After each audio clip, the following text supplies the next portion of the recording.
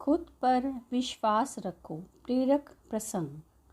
नदी पार घने जंगलों में एक साधु आश्रम बनाकर रहता था। वह पानी पर चलने की सिद्धि प्राप्त करने का यत्न कर रहा था, इसलिए प्रतिदिन सुबह से शाम तक तपस्या में लीन रहता। गांव में रहने वाला एक दूध वाला रोज एक छोटे मटके में दूध भरकर उसे पहुंचा आता। साधु अन्न ग्रहण नहीं करता था, वह केवल दूध का सेवन करता था।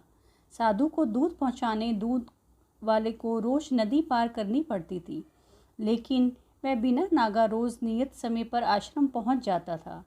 एक बार उसे किसी काम से दूसरे गांव जाना पड़ा। उसने अपनी बेटी को साधु को दूध पहुंचाने की जिम्मेदारी सौंप दी। लड़की एक दिन साधु को दूध पहुंचा आई। अगले दिन तेज बारिश हो रही थी।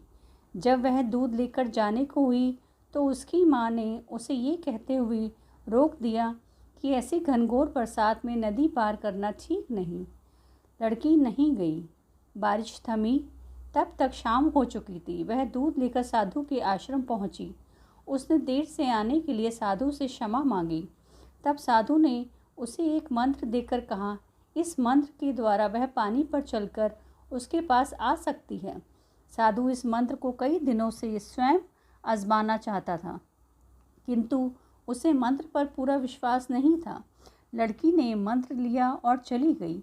उस रात मूसलाधार बारिश हुई और नदी उफान पर आ गई। अगले दिन लड़की की माँ ने उसे फिर जाने से रोका।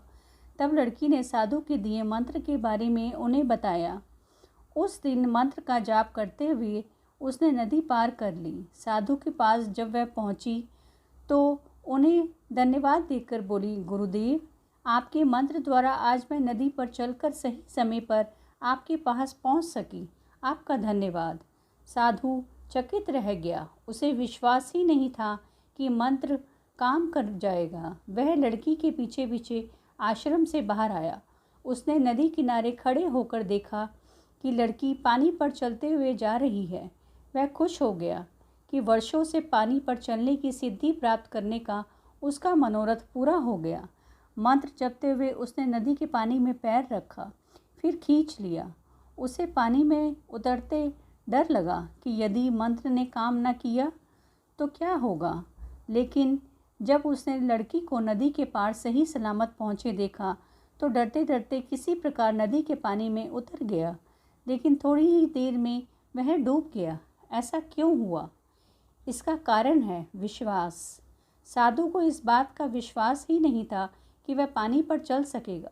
वहीं लड़की को पूरा विश्वास था। इसी विश्वास के कारण वो नदी पार कर गई और संदेहों से घिरा साधु नदी में डूब गया। इस कहानी से हमें सीख मिलती है कि हमें अगर किसी भी काम में सफल होना हो तो अपने हुनर के साथ ही अपनी सफलता पर भी विश्वास करना होगा।